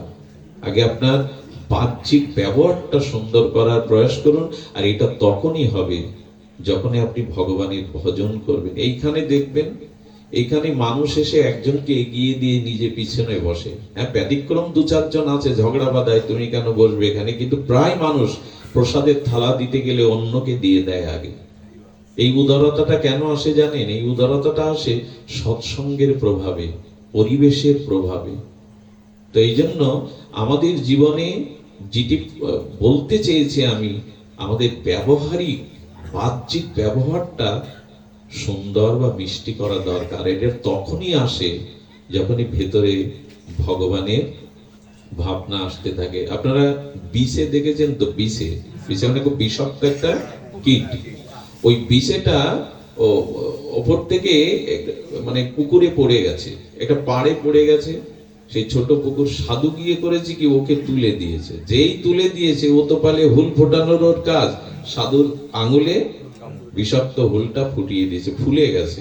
আচ্ছা, হুল ফুটিয়ে দিয়েও পড়বে না, আবার জলে পড়েছে। সাধু আবার তুলতে গেছে, আবার দংশন। এভাবে আবার যখন দংশন করে পড়েছে, সাধু আবার তুলতে গেছে। পাশে এক গ্রাম্য লোক বলছে, বাহ, বলি হারি তোমার বুদ্ধি, তিনবার আঙুলটা ফুলিয়ে ফেললো বিষ দিয়ে, আর তুমি ওকে বাঁচানোর জন্য তুলছো। সাধু হেসে তখন বলছেন, জগতের একটা বিষাক্ত কীট যদি তার স্বভাব ত্যাগ না করে, তার স্বভাব কি? যা পাবে এইটাই ওর স্বভাব, জন্মগত স্বভাব। একটা কীট যদি ওর স্বভাব না ত্যাগ করে, তবে সাধুর স্বভাব তো ক্ষমা করা, পরোপকার করা। আমি কেন আমার স্বভাব ছাড়বো? একটা জগতের কীট যদি তার স্বভাব ত্যাগ না করে, আমি কেন? সাধুর স্বভাব তো পরহিতে করা। একটা জিনিস বলি, এ জগতে বাহ্যিক বেশ দেখে কাকে সাধু বলেনি শাস্ত্র। তাহলে রাবণ সন্ন্যাসীর বেশ ধরেছিল, রাবণও সাধু হয়ে যেত, কালনিমিও সাধু হয়ে যেত। তবে বেশও দরকার আছে, কিন্তু শুধু বেশ সাধুর পরিচয় না। প্রকৃত সাধু চিনতে গেলে চিনতে হবে কায় মনো বাক্যে, যে অপরের কল্যাণ, অপরের হিত করে, এনি সাধু। বাক্যের দ্বারা, শরীরের দ্বারা, মনের দ্বারা যিনি অপরের হিত করেন, ইনি প্রকৃত সাধু। যার দ্বারা জগতের কল্যাণ হয় না, মানুষের হিত হয় না, আদৌ সে সাধু না। আর অসাধুর লক্ষণ কি? কায়মনো বাক্যে যারা অপরের অনিষ্ট করে সুখ পায়, এরাই হলো অসাধু। কায়মনো বাক্যে দ্বারা অন্যকে অনিষ্ট করে, ক্ষতি করে যারা সুখ পায়। দুটো দৃষ্টান্ত, একটা সাপ আর ইঁদুর। আপনি সাপের ক্ষতি সহসা করেন? আপনারা করেন কি সহসা? ইঁদুরের ক্ষতি কি সহসা করতে যান? ওরাই আপনার দামি ফসল সবলে বিষ দেয়। তো অসৎ ব্যক্তি গোপনে যে কোনো ভাবে, এরা আপনি ক্ষতি না করলেও আপনার যারা ক্ষতি করে কানমন বাক্যে, এরাই হলো অসাধু। আর সাধু কেমন জানেন? বৃক্ষের মতো ছায়া দেবে, ফল দেবে, ফুল দেবে, প্রতীককে আশ্রয় দেবে, কিন্তু নিজে শুকিয়ে মরলে কারো কাছে কিছু চাইবে না। এবং ওই বৃক্ষের উপরে যদি কোনো লতা গাছ ওঠে, তবে সেই লতাকে আশ্রয় দিয়ে নিজেকে ঢেকে রাখে, লতাকে শোভা দিয়ে আশ্রয় দেয় তার দেহের উপরে। যে নিজের কষ্ট স্বীকার করে অন্যের কল্যাণ করে, কায় মনোবাক্যে ইনি সাধু। এই জন্য সাধুত্ব হলো কায় মনোবাক্যে অন্যের কল্যাণ করা, অন্যের মঙ্গল করা। এই স্বভাবে না আসলে সাধুত্ব জাগবে না। সব শেষে এইটুকু বলি, ভগবানের চরণে শরণ নিন। এই শরণাগতি ধর্মই হলো গীতা শাস্ত্রের মূল বাণী। ভাগবত বলেছে, ভগবত চরণে শরণ নিয়ে ভজন করো। আর এই ভজন আর কিছু না। আমি অনুরোধ করব আপনাদের কাছে, ভজনের মধ্যে শ্রেষ্ঠ নববিধা ভক্তি। কৃষ্ণ প্রেম, কৃষ্ণ দিতে ধরে মহাশক্তি। তার মধ্যে সর্বশ্রেষ্ঠ হরিনাম সংকীর্তন। নিরপরাধে লইলে নাম, পাবে কৃষ্ণ প্রেম ধন। কারো সমালোচনা না করে, সাধু নিন্দা না করে, সম্প্রদায়ের নিন্দা না করে, ভগবানের নামটা অভ্যাস করুন। জিহ্বায় ভগবানের নামটা নিতে অভ্যাস করুন। সংকল্প করুন, আগামী 15 দিনে আমি এতটা নাম নেব। অভ্যাসটা বাড়ান। নিত্য নিরন্তর ভগবানের নামের থেকে বড় সাধন বর্তমান কলিযুগে আর নাই। হরিকথা শ্রবণ, হরিনাম সংকীর্তন, এটি হলো এই দেখুন 18,000 শ্লোক সমন্বিত অমল পুরাণ। পুরাণ শিরোমণি ভাগবতের শেষ শ্লোকটি কি জানেন? নাম সংকীর্তনং যস্য সর্ব পাপ প্রণশনম, প্রণাম দুঃখ সমানস্তাং হরিং পরম। ভাগবতের অন্তিম শ্লোক হলো, সমস্ত পাপ দূরে গিয়ে প্রেম আসবে, ভগবানের নাম সংকীর্তনটাকেই বেছে নাও। এর থেকে সহজ সাধন আর হবে না। ভগবানের নাম মহিমা। গোস্বামী তুলসী দাসকে বলা হলো, আপনি নিরাকার মানেন না সাকার মানেন? ভগবান নিরাকার না সাকার? উনি বলেন, আমি দুটোই মানি। যিনি পরম ব্রহ্ম সর্বশক্তিমান, তিনি নিরাকার হতে পারেন, সাকার হতে পারেন। যেমন জল নিরাকার, কিন্তু জল বরফ হলে আকার হয়। তো বললেন দুটোই মানছেন আপনি? বলে হ্যাঁ দুটোই মানি। বলে এই দুজন যদি আপনার কাছে আসে, কোথায় আশ্রয় দিবেন? এক হৃদয়ে দুই ভগবানকে তো বসাতে পারবেন না, নিরাকার আর সাকার। কি অদ্ভুত কথা বলছেন। বললেন আমি সাকার ভগবানকে নয়নের মাঝখানে বসাবো, আর নিরাকার ভগবানকে হৃদয়ে বসাবো। দুইজন অতিথি এলে একজনকে তাড়িয়ে দেব কেন, ফিরিয়ে দেব কেন? দুইজনকে দুটো জায়গায় বসতে দেব। একজনকে নয়নের মাঝখানে, একজনকে হৃদয়ে রাখবো নিরাকারকে, আর সাকারকে রাখবো নয়নের মাঝখানে। তখন প্রশ্ন করছেন এক ভক্ত, এই নিরাকার এবং সাকার ভগবানের থেকে, এর থেকে বড় ভগবান, শ্রেষ্ঠ ভগবান, গুণময় ভগবান আছে কি? বলে আর একজন ভগবান আছে, তিনি হলেন নাম ভগবান। নিরাকার এবং সাকার, এদের থেকে বেশি মহিমা ভগবানের নামে। এবং নাম এবং নামই অভিন্ন, এটা সকলের জানা। কিন্তু না, শুধু অভিন্ন না, ভগবানের থেকে তার নামের মহিমা অনেক গুণ বেশি। তো উনি বললেন, তো নাম ভগবানকে আপনি জায়গা দেবেন কোথায়? একজনকে তো নয়নে দিয়েছেন, আর একজনকে হৃদয়ে। নাম ভগবানকে কোথায় জায়গা দেবেন? বললেন এমন একটা জায়গা আমি বেছে নিয়েছি, যে জায়গাতে আমি নিরাকার সাকার দুজনকেই দেখতে পাবো। আচ্ছা, ঘরের মধ্যে প্রদীপ জ্বাললে দেয়াল ভেদ করে বাইরে তার আলোর বিকাশ ঘটবে? আর বাইরে আলো রাখলে দেয়াল ভেদ করে ঘরে আলো যাবে? কিন্তু এমন একটা জায়গা আছে, তৃতীয় জায়গা, যেখানে প্রদীপ জ্বাললে ঘর এবং বাইরে দুটোই আলোকিত হবে। কোন সে জায়গা? ঘরের চৌকাঠে যদি রাখেন। তো তুলসীদাস বলছেন, আমি নাম ভগবানকে নয়ন আর হৃদয়ের মাঝখানে জিহ্বায় ভগবানের নামকে আশ্রয় দিয়েছি। নামের প্রদীপ জ্বালিয়ে দিয়েছি, যাতে ভেতর বাইরে আমি প্রেমের আলো পাই। কি অদ্ভুত তুলসী গোস্বামীর মীমাংসা। নামটাকে জিহ্বায় রাখুন। আমরা অন্য কিছু করতে পারবো না। আমাদের তপস্যা, যাগ যজ্ঞ, তীর্থ পর্যটন সকলের পক্ষে এখন সহজসাধ্য নয়, কিন্তু হরিনামটাকে জিহ্বায় রাখতে কারোর কোনো কষ্ট নেই। আর এই এক নামের দ্বারাই ঠাকুর হরিদাস জগৎকে মাতিয়ে দিয়ে গেল। এক নামাচার্য হরিদাস জগৎকে জানিয়ে দিয়ে গেল। মহাপ্রভু হরিদাসকে বলেছিলেন, তোমার স্পর্শিময়ী পবিত্র হইতে তোমার পবিত্র ধর্ম নাহি তো আমাতে হরিদাস। তোমাকে আলিঙ্গন করতে গেলে কেন পিছিয়ে যাও? আমি তোমাকে আলিঙ্গন করতে যাই নিজে পবিত্র হব বলে। মহাপ্রভু বলছেন, রাধা কৃষ্ণ মিলিত তনু, পরতত্ত্ব যিনি। আচ্ছা, মহাপ্রভুর ভেতরে অপবিত্রতা কি আছে যে হরিদাসকে স্পর্শ করে প্রভু পবিত্র হবে? কতগুলি কত মার্মিক কথা। তো মহাপ্রভু বললেন, হরিদাস তুমি ভক্ত শ্রেষ্ঠ, তুমি নামাচার্য, তোমার মধ্যে যে নামে রুচি আর দৈন্য আছে ওটা আমার মধ্যে নাই। তাই তোমাকে স্পর্শ করছি যাতে আমি পবিত্র হই, আমার ভেতরে এই দৈন্য আসে। মহাপ্রভু বলছেন, আর কি বলছেন? ক্ষণে ক্ষণে করো তুমি সর্বতীর্থে স্নান, ক্ষণে ক্ষণে করো তুমি যজ্ঞ তপদান। হরিদাস ঠাকুর তো তীর্থে তীর্থে স্নান করতে যেতেন না, তিনি তো যাগ যজ্ঞ দানও কোনোদিন করেননি। কিন্তু মহাপ্রভু বলছেন, যারা হরিনাম গ্রহণ করে তারাই জগতে দাতা, তারাই জগতে সর্বতীর্থে মুহুর্মুহ স্থান করে। হরিদাসের দেহটা পুরীর সমুদ্রে প্রভু যখন অবগাহন করান, অভিষেক করান, তখন ভক্তদের বলেছিল, হরিদাসের পাদদক যে পান করবে তার কৃষ্ণ ভক্তি হবে।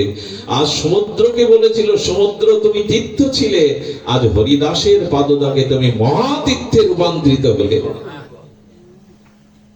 ভক্তের চরণ যেখানে, সেখানে সকল তীর্থ।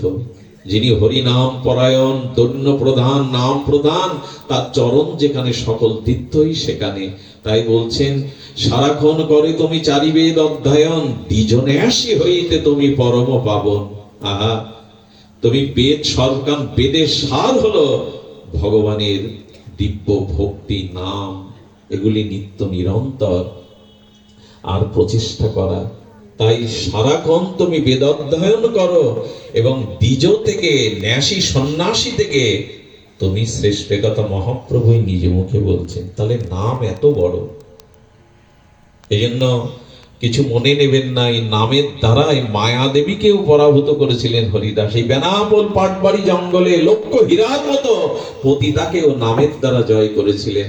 নাম করতে করতে 3 দিন এসেছিল লক্ষ হীরা। শেষের দিন বলছেন, আমার মতো রূপসী কত জমিদারকে আমি পথের ভিখারি করে দিয়েছি, কতকে, আর আমার দিকে ভালো করে তাকালো না। 3টে দিন রাত্রে আমি তার কাছে এলাম, একবারও নাম ছেড়ে আমার সাথে সে আন কথা বলল না। ওই নামের দিকে যেই মন দিয়েছে, হরিদাসের প্রার্থনা যেই নামের চরণে করে দিয়েছে, ভোরবেলা চরণে লুটিয়ে পড়ে লক্ষ্য হীরা বলেছিল, ঠাকুর অনেক নেচেছি, অনেক গেয়েছি, কিন্তু হরি নামে যে এত আনন্দ এটা কখনো পাইনি, জানিনি, তুমি আমাকে কৃপা করো। সেই লক্ষ্য হীরার মতো পরমা, এই সুন্দরী চুল, সমস্ত চিকনো চাচরো কেশকে তিনি সমস্ত কেশ ফেলে দিয়ে, আর তিনি নাড়া মাথায় এসে তুলসী চর্বণ করে 1 লক্ষ নাম জপ করতেন। যে মাধবীলতায় আজ বেনাপোল পাটবাড়িতে সেই 500 বছরের পুরানো মাধবীলতা শিক্ষা দিচ্ছে। পরম মহন্তী হয়ে গেল একজন পতিতা, সে পরম মহন্তী হয়ে গেল। লক্ষ লক্ষ বৈষ্ণব তাকে দর্শন প্রণাম করতে আসতো সেই সময়। এটা কখন হয়? সাধু সঙ্গে হরিনাম গ্রহণ করলে। তো আপনাদের কাছে অনুরোধ, ভগবানের নামটি নিন। চলতে ফিরতে ভগবানের নামে সমস্ত শক্তি অর্পিত করেছেন ভগবান। আমি জানি না এই অনুষ্ঠানটা যিনি দিয়েছেন তিনি কত ভাগ্যবান, কারণ 2 দিন ধরে আকাশটা শাসন করছিল।